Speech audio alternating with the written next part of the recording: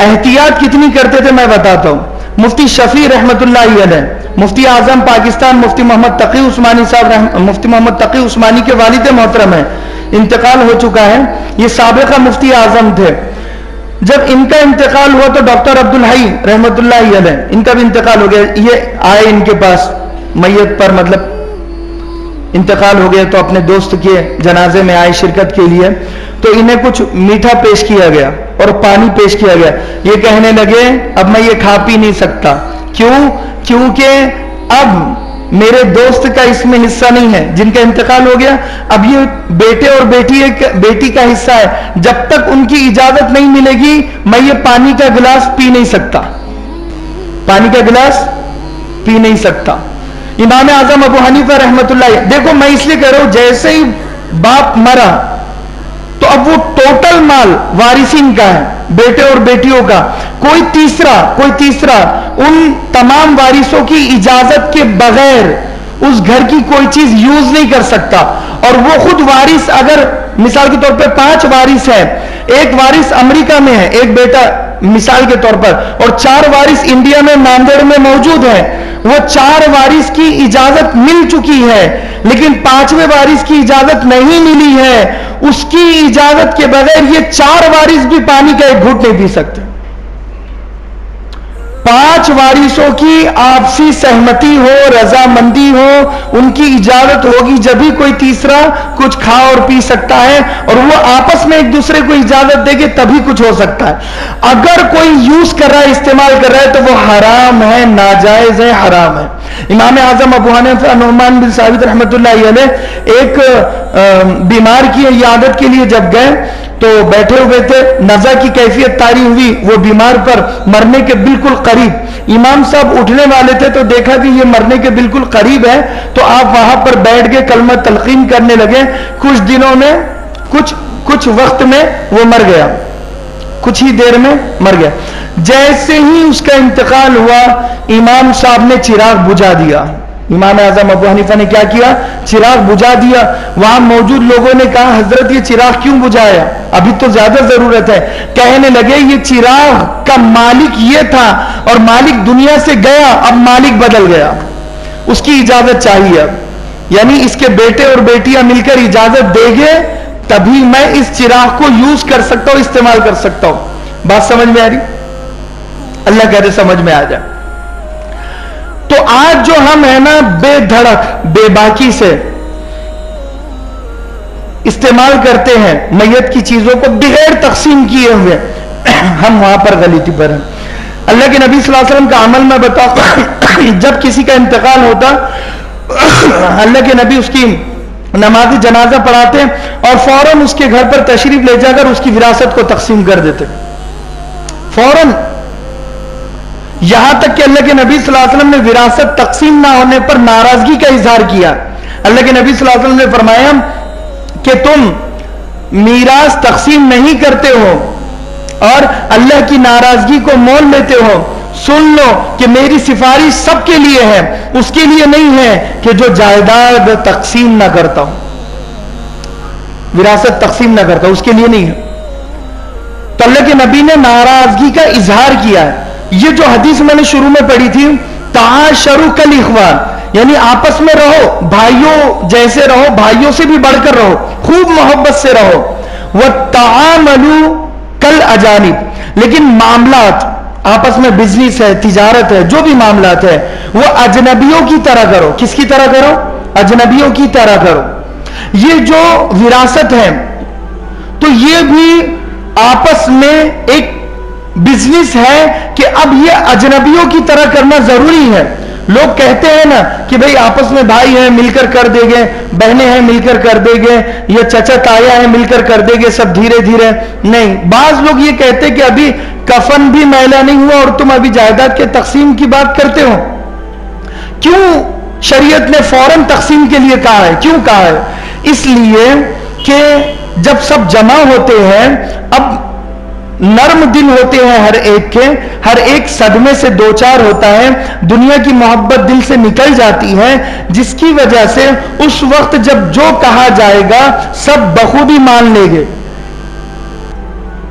لیکن آج اگر اس کو ٹال مٹول کیا جائے گا، ٹالا جائے گا، 2011 میں یا 2021 میں آج کسی کا انتقال ہوتا ہے، 2021 میں اگر کسی کا انتقال ہوا اور اگر انہوں نے کہا کرے گے آرام سے، 2022 جب گزرا تو اب دھیرے دھیرے وہ جو وارثین تھے ان کے دلوں میں مال کی محبت آ جاتی ہے، دھیرے دھیرے دھیرے دھیرے، اور 22 23 24 25 جتنا دن گزرے گے اتنا زیادہ معاملات بگڑے گے، پیچیدگیاں ہوگی اور امت مسلمہ ٹوٹے گی، جڑے گی نہیں ٹوٹے گی، امت میں توڑ پیدا ہوگا۔ اسی لیے شریعت نے کہا کہ یہ جو مال ہے یہ رشتوں کو توڑنے والا ہے، اس کا پہلے مسئلہ حل کر دو، اس کا پہلے مسئلہ حل کر دو۔ اسی لیے ایک مولانا اشرف علی تھانوی نے ایک واقعہ لکھا ہے ایک عالم دین کا، نام لینا مناسب نہیں ہے، ایک عالم دین کا واقعہ لکھا ہے، بہت بڑے شیخ الحدیث اللہ والے، بہت بڑے عالم بھی ہے، حافظ بھی ہے، اور ماشاءاللہ مفتی بھی ہے، محدث بھی ہے، مفسر بھی ہے، کئی ہزاروں میں شاگرد ہے حضرت کے۔ انتقال ہوا، انتقال کے بعد شاگرد نے دیکھا کہ ایک بڑا چٹیل میدان ہے اور اس میدان یعنی زمین ہے، اس زمین سے آگ نکل رہی ہے، آگ کے شعلے نکل رہے ہیں اور یہ بالکل برہنہ ہے۔ جو استاد محترم کو اس نے دیکھا کہ یہ بالکل بے لباس ہے، جو شیخ الحدیث تھے وہ بالکل بیچارے بے لباس ہے، یعنی بدن پر کپڑا ہی نہیں ہے، اور یہ چیخ رہے ہیں، چلا رہے ہیں اور بھاگ رہے ہیں، تیزی سے ادھر سے ادھر دوڑ رہے ہیں اور خوب گرمی ہے اور بالکل سورج سر کے اوپر ہے، ایسا محسوس ہو رہا ہے، پسینے جا رہے ہیں۔ تو یہ شاگرد نے پوچھا حضرت کیا واقعہ ہوا، آپ تو اتنے نیک ہیں، کیا آپ کی کبھی تہجد نہیں چھوٹی، کبھی آپ نے روزہ نہیں چھوڑا، کبھی نماز نہیں چھوڑی، حضرت کیا بات ہے کہ آپ کو ایسا کیوں عذاب ہو رہا ہے؟ وہ کہنے لگے کہ میرے انتقال سے کچھ دیر پہلے میرا کپڑا پھٹا، میں نے کپڑا سینے کے لیے ایک سوئی پڑوس سے منگوائی تھی، وہ سوئی میں واپس کرنا بھول گیا، وہ سوئی الماری میں رکھی ہوئی ہے، تم فوراً جاؤ اور میرے گھر والوں کو مطلع کرو اور ان سے کہو کہ وہ سوئی واپس لائے اور اس پڑوسی کو تم واپس کر دو، ہو سکتا ہے کہ اللہ مجھے بری کر دے۔ یہ صبح اٹھے، شاگرد بڑے پریشان تھے، یہ گئے اور کہنے لگے کہ ایسا ایسا معاملہ ہے۔ فوراً وہ الماری میں جا کر جب ان کی اہلیہ محترمہ نے دیکھا تو واقعتاً سوئی تھی، وہ سوئی لی اور کہنے لگی کہ کل رات انتقال ہوا تھا، کل رات انتقال ہوا، اتنے مہمانوں کی بھیڑ تھی کہ میں واپس کر نہ سکی، میں نے سوچا کہ میں 1-2 دن کے بعد واپس کر دوں گی، ایک معمولی سی چیز ہے۔ وہ زار و قطار رونے لگی اور کہنے لگی مجھے وہم و گمان تک نہیں تھا کہ اس معمولی چیز کی وجہ سے میرے شوہر کو عذاب ہوگا۔ وہ فوراً انہوں نے سوئی لی، وہ پڑوس میں جا کر جب دی تو انہوں نے شکریہ ادا کیا اور ان سے کہا کہ میرے استاد کو عذاب ہو رہا ہے، آپ انہیں معاف کر دے۔ انہوں نے ہاتھ اٹھایا اور کہا کہ اے اللہ میں انہیں معاف کرتا ہوں، اللہ تو بھی انہیں معاف کر دے، میں انہیں معاف کرتا ہوں، اللہ تو بھی انہیں معاف کر دے۔ حالانکہ دل پر نہیں لی تھی کوئی چیز۔ تو جب یہ رات میں سوئے ہیں، سوئی واپس کر دی، معاملہ نپٹ گیا۔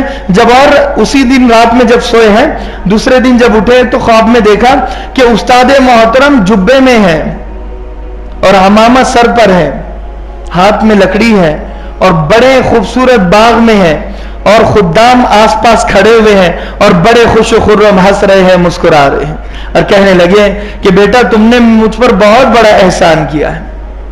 اب آپ بتائیے کہ ایک سوئی کی وجہ سے 5 وقت کے ایک نمازی ہے، عالم ہے، مفتی ہے، محدث ہے، مفسر ہے، مجدد ہے، جب ان کے ساتھ یہ معاملہ ہو سکتا ہے تو ہمارے ساتھ بھی ہو سکتا ہے، ہو سکتا ہے یا نہیں ہو سکتا؟ 2 صحابہ، ایک حضرت عوف بن مالک اور ایک حضرت سعاد بن حسامہ رضی اللہ عنہ، یہ بڑے جگری دوست تھے دونوں آپس میں۔ اب بیٹھے بیٹھے انہوں نے کہا کہ ہم آپس میں ایک ایگریمنٹ اور معاہدہ کرتے ہیں کہ جب بھی کوئی ہم میں سے پہلے مرے گا تو وہ دوسرے کے خواب میں آئے گا، جو زندہ ہوگا اس کے خواب میں آئے گا، دونوں میں سے جو بھی جلدی مرے گا ہم یہ۔ تو حضرت عوف بن مالک کہنے لگے کیا ایسا ممکن ہے؟ سعد بن حسامہ انہوں نے ہی رائے دی کہ ہم ایسا کریں گے آپس میں۔ تو یہ کہنے لگے حضرت صعب بن حسامہ حضرت عوف بن مالک سے، ہاں یہ ممکن ہے، اگر ہم ایگریمنٹ کر لیں گے تو انشاءاللہ اللہ ہماری بات کو پورا کرے گا. تو کہا ٹھیک ہے. اب دونوں نے معاہدہ کر لیا، ایگریمنٹ کر لیا. دوسرے دن اتفاق سے حضرت صعب بن حسامہ کا انتقال ہو گیا. جب ان کا انتقال ہوا، حضرت عوف بن مالک دوسرے دن جب رات میں سوئے ہیں، جس دن ان کا انتقال ہوا، تو خواب میں دیکھا کہ حضرت صعب بن حسامہ بڑی تکلیف سے گزر رہے ہیں، بڑے پریشان ہیں. تو حضرت عوف بن مالک نے وجہ پوچھی کہ کیا وجہ ہے. یہ کہنے لگے کہ جب انہوں نے غور سے دیکھا تو ان کی گردن پر اور ادھر دو طرف داغے جانے کے نشانات تھے، یعنی کسی نے کوئی چیز مسلسل انگاروں میں اس گردن کو رکھا ہو. کالی گردن ہو چکی تھی اور بالکل خراب حالت ہو چکی تھی، اور وہ چیخ رہے تھے، چلا رہے تھے. تو وجہ پوچھی تو یہ کہنے لگے کہ میرے دوست، میں نے کل رات ایک یہودی سے 10 دینار قرض کے طور پر لیے تھے. میری یہ نیت تھی کہ میں تجارت کر لوں، مگر میرا انتقال ہو گیا. وہ میرے تیر کے ترکش میں وہ 10 دینار رکھے ہوئے ہیں، اور میرے گھر میں وہ ترکش ہے. مہربانی ہوگی اگر تم میرے گھر پر جاؤ اور وہ ترکش سے 10 دینار نکالو اور وہ یہودی کو واپس کر دو، ہو سکتا ہے کہ اللہ مجھ پر رحم کر دے. یہ صبح بیدار ہوئے، بڑے پریشان ہوئے. اپنے دوست کی یہ حالت دیکھ کر فوراً وہاں پر گئے یہودی کے گھر، ان کے حضرت صعب بن حسامہ کے گھر پر، اور وہ ترکش سے 10 دینار نکالے. ان کی اہلیہ کو پوری بات بتائی، 10 دینار نکالے اور وہ یہودیوں کو دے دیے. اور اللہ کے نبی صلی اللہ علیہ وسلم کے پاس آئے اور پوری بات بتائی، اور کہنے لگے ہم دونوں نے ایسا آپس میں معاہدہ کیا اور اتفاق سے ان کا انتقال ہو گیا، اور میں نے خواب میں دیکھا کہ گردن ان کی سوجی ہوئی ہے اور داغی جا رہی ہے. میں نے ان سے وجہ پوچھی تو حضرت صعب بن حسامہ کہنے لگے وہ 10 دینار جو میں نے کل لے لیے تھے واپس نہ کرنے کی بنا پر ساری رات 10 دینار کو پگھلا کر مجھے گردن پر عذاب دیا گیا، یہاں رکھ کر داغا دیا گیا. جیسے ہم مرغا بھونتے ہیں نا، بالکل اسی سچویشن. 10 دینار. تو میں نے دیکھا اللہ کے نبی کہ ان کے انگلیاں بھی زخمی ہیں اور ہاتھ بھی زخمی ہے، خون بہ رہا ہے اور کپڑا تھا اس کے اوپر. تو انہوں نے وجہ نہیں پوچھی. اب اللہ کے نبی صلی اللہ علیہ وسلم سے کہا کہ اللہ کے نبی دعا کر لیجئے. اللہ کے نبی صلی اللہ علیہ وسلم نے دعا کی، آپ کی دعا قبول ہوئی، اللہ نے تکلیف سے دور کیا. اور دوسرے دن جب یہ سوئے ہیں حضرت عوف بن مالک، پھر خواب دیکھا تو حضرت صعب بن حسامہ ہنس رہے ہیں، مسکرا رہے ہیں، بڑی اچھی حالت میں، بڑے اچھے لباس کے ساتھ. تو وجہ پوچھی تو یہ کہنے لگے یعنی ہاتھ کیوں زخمی تھے. تو وہ کہنے لگے وہ 10 دینار میں نے نہیں لوٹائے جس کی وجہ سے میری موت اتنی تکلیف دہ ہوئی ہے، مجھے مرتے وقت وہ تکلیف ہوئی ہے، وہ تکلیف کی سختی کی وجہ سے میں نے اپنی انگلیوں کو چبایا، جس کی وجہ سے میں اپنے ہاتھ کو مونڈوں تک چباتا گیا. سمجھ میں ہی بات، یہاں تک چبائے ہیں. صحابی ہے، اللہ کے نبی کی دعا پر بالکل ٹھیک ہو گئے ہیں. بھئی اللہ کے نبی نے ان کے لیے دعا کی تھی، کیا اللہ کے نبی ہمارے لیے ایسی دعا کریں گے؟ بتائیے آپ. وہ 10 دینار کا یہ مسئلہ تھا. اسی لیے کہ ملکیت واضح ہو کہ یہ کس کا ہے، یہ کس کا ہے، یہ روم کس کا ہے، یہ کمرہ کس کا ہے، یہ گلاس کس کا ہے، ہر چیز واضح ہو، کوئی چیز رہنے نہ پائے. علماء نے یہاں تک لکھا ہے 1 روپیہ ناحق کسی کا استعمال کرنے کی وجہ سے زندگی بھر کی 700 مقبول نمازیں کل دینی ہوگی. کتنی نمازیں؟ 700 مقبول نماز. امام قرطبی رحمت اللہ علیہ نے بھی لکھا ہے، علامہ ابن جوزی نے بھی لکھا ہے، اور ادریس احمد کاندلوی رحمت اللہ علیہ نے بھی لکھا ہے. 1 روپیے کی وجہ سے، ایک چمنی 1 روپیے کی وجہ سے کتنی نمازیں؟ 700 مقبول، قبول ہوئی نمازیں. 700 نمازیں کتنی ہوتی ہیں؟ ایک دن میں کتنی نمازیں ہیں؟ ارے بھائی بولو. 5 نمازیں. حساب لگائیے آپ، 5 دائیں 50. 10 دن کی کتنی نمازیں ہوئی؟ 50 نمازیں. 10 دن کی کتنی نمازیں ہو رہی ہیں؟ 50. میں نے حساب لگایا ہوں تو آپ کو میں بتاؤں کہ 700 نمازیں کتنی ہو رہی ہے؟ 4 مہینے 10 دن. کتنی؟ 4 مہینے 10 دن ایک شخص نے 5 نمازیں پابندی سے امام کے پیچھے باجماعت پڑھی اور وہ 4 مہینے 10 دن کی پوری نمازیں قبول ہو گئی. ایسے شخص اگر 1 روپیہ کسی کا لے لیتا ہے، 1 روپیے کی وجہ سے اس کے 4 مہینے 10 دن کی نمازیں اٹھا کر اللہ دوسرے کو دے دے گا. 1 روپیے کی وجہ سے، 2 روپیے کی وجہ سے 8 مہینے 20 دن، 3 روپیے کی وجہ سے اگر میں نے اور حساب لگایا تو آپ کو بتاؤں میں کہ 12 روپیے کی وجہ سے 12 روپیے کسی کے غلط طریقے سے ہم نے لے لیے. 12 روپیے کتنے روپیے؟ 12 روپیے کسی کے غلط طریقے سے ہم نے لے لیے تو 4 سال کی نمازیں بنتی ہیں. کتنی؟ اب بتاؤ کتنی بڑی غلطی پر ہے امت کا ایک اجتماعی طبقہ. اور 12 روپیے کھانے کی وجہ سے یہ حال ہے. اور اگر کسی نے بہن کا حصہ ہی کھا لیا، بہن کے بن رہے تھے 10-12 ہزار روپیے، اس کو دینا چاہیے تھے، ہم نے اس کو دیا ہی نہیں، تو پھر کیا ہوگا؟ اور قرض میں، میت کے قرض میں مہر بھی ہے. میت کے بہت جلدی ٹائم ہو گیا آج. میت کے قرض میں کیا ہے؟ مہر بھی ہے. ایک آخری مسئلہ بتا دوں، اگر کوئی مر گیا اور اس نے بیوی کا مہر ادا نہیں کیا، اللہ کا بندہ 40-50 سال رہا ہے، ایک سے ایک چیزیں، نعمت بھری چیزیں کھلائی ہے، لیکن مہر ادا نہیں کیا، تو اب اس کو کوئی فورس نہیں کر سکتا، زبردستی نہیں کر سکتا. باضابطہ کچھ عورتیں میت کے پاس بیٹھی بھی رہتی ہے، یا وہ میت کی والدہ یعنی ساس ہی کہتی ہے بہو سے، بہو میرا بیٹا تو چلا گیا معاف کر دو.